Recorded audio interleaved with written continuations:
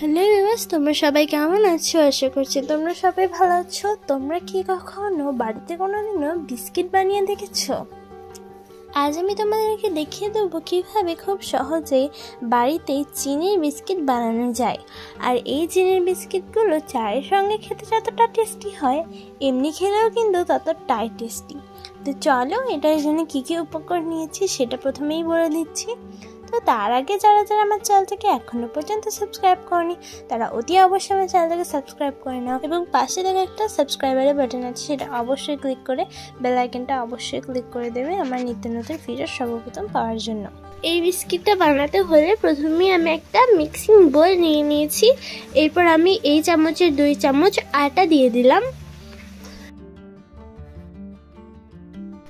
বড় চামচে 2 চামচ আটা দিয়ে দেওয়ার পর আমি এর মধ্যে অল্প পরিমাণে লবণ আর তেল দিয়ে দিলাম। তারপরে ভালোভাবে এটাকে মিক্স করে নিয়েছি।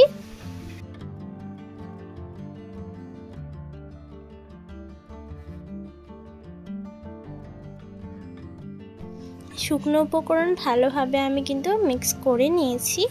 এরপর আমি এর মধ্যে মিষ্টি অনুযায়ী দিয়ে দিচ্ছি চিনি। তো তোমরা নিজের টেস্ট অনুযায়ী কিন্তু কম বেশি করে নিতে পারো, কোনো সমস্যা নেই। তো এটা আমি দেখো ভালোভাবে কিন্তু মিক্স করে নিয়েছি। এরপর আমি অল্প অল্প করে জল দিয়ে কিন্তু একটা ডোয়ের আকারে বানিয়ে নেব।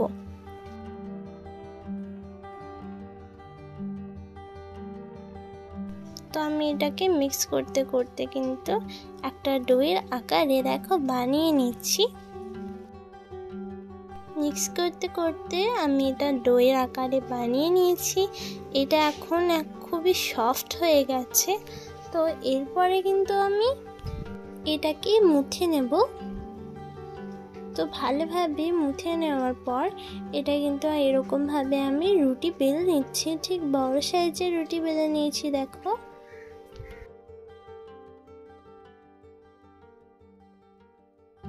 এরপরে ছুরির সাহায্যে এই সাইডগুলোকে আমি কেটে নেব।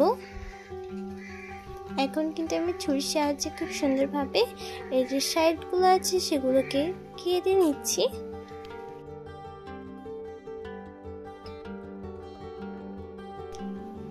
এগুলোকেও কিন্তু কেটে দেবো।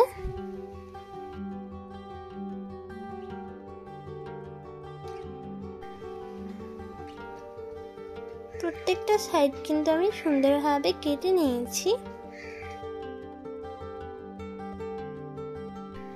এরপর আমি চামচের সাহায্যে এরকম ভাবে ডিজাইন করে দিচ্ছি।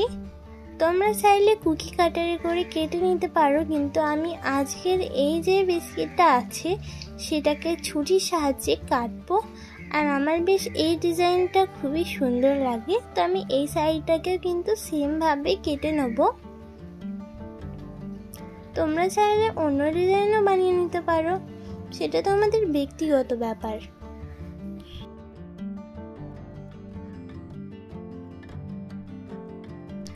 তবে এই ডিজাইনটা খুবই সহজ একটা ডিজাইন। এরপরে ছুরির সাহায্যে আমি এটাকে কেটে নেব। প্রথমে লম্বা করে কেটে নিয়েছি, তারপরে এরকম ভাবে কেটে নিচ্ছি।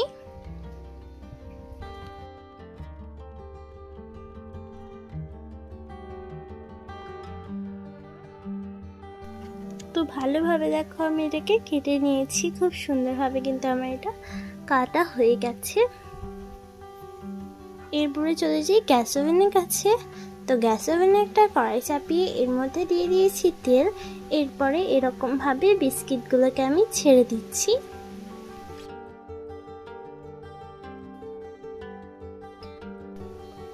বিস্কিটগুলো ছাড়ার পরে দেখো খুব সুন্দরভাবে কিন্তু এটা ফুটতে শুরু করে দিয়েছে।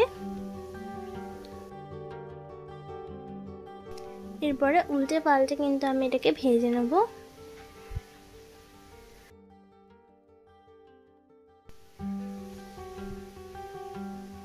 এখন কিন্তু আমি এটাকে উল্টে পাল্টে ভেজে নিচ্ছি।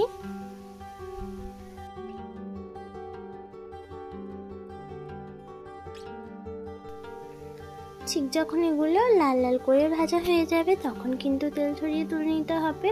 তো এখনও কিন্তু আমার এটা ভাজা হয়নি, তো আমি এটাকে কিন্তু সেম প্রসেসেই কিছু মিনিট উল্টে পাল্টে ভেজে নেব। যদি কোনো সহজ বিস্কিটের রেসিপি হয় তাহলে এই রেসিপিটা একটা খুবই সহজ রেসিপি। তো এরপরে কিন্তু আমি তেল ছড়িয়ে তুলে নেব, বেশি লাল করলেও চলবে না, হালকা লাল করতে হবে। এরপরে বাকিগুলো সেম প্রসেসেই কিন্তু ভেজে নিতে হবে।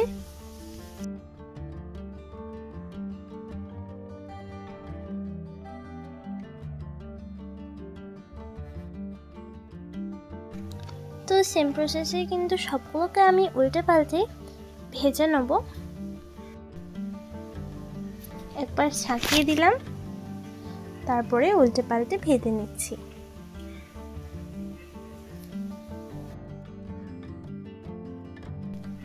তারপরে তেল ঝরিয়ে কিন্তু তুলে নেব।